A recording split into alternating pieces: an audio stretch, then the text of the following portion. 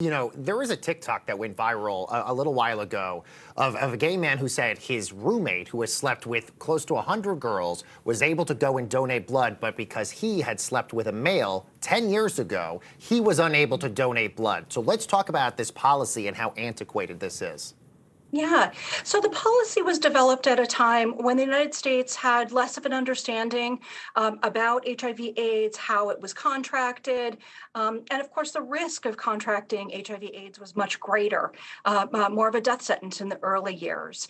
And so today, what this policy does is it perpetuates a stigma against gay and bisexual men, and frankly, perpetuates a stigma against individuals who are HIV positive as well. And so today, it is outdated. It is not in keeping with the best science that is out there.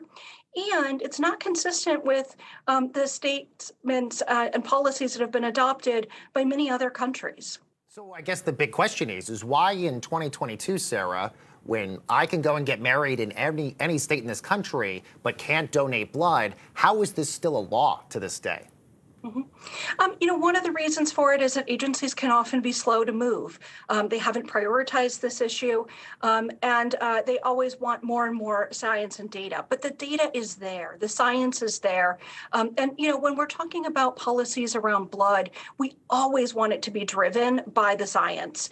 But the science shows that this is a discriminatory policy. Is this also a Washington thing? Could this be fixed by an act by Congress? Could this be fixed by President Biden? Is this something that Washington could actually do to remedy the situation? Certainly, Congress could take action here, but it really isn't needed. The agency is well poised to be able to change this on their own. They are hearing from folks that this is important and something that they should be doing. And in fact, the original policy has already been changed multiple times. So at one point, it was a lifetime deferral.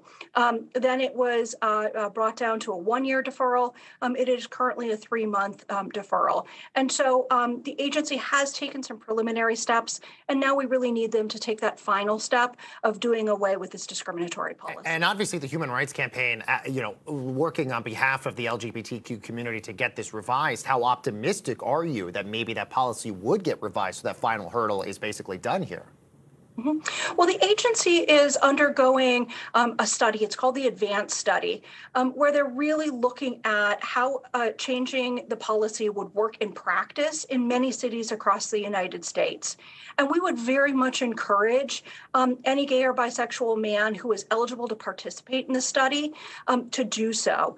You can go to hrc.org and type in Advance, and you will find all of the information to find out whether or not you're eligible and whether or not you live in a city in which the research is being done. Helping to participate in this research and finalize this research will certainly give the agency even more encouragement to go ahead and change this policy. And Sarah, this, of course, all happening as the American Red Cross is saying we're going through the worst blood shortage in over a decade. How did we get here? Why are we at such a blood shortage? What happened that got us to this moment here? I am not an expert in the overall blood supply, but certainly when we have folks who are struggling with a pandemic, are not leaving their houses as frequently, it is probably not top of mind that the blood supply still needs to be supplemented and that we need to have it for any emergency situation that might come along. All right, Sarah Warbelow is the legal director for the Human Rights Campaign. Sarah, thank you so very much for joining us here.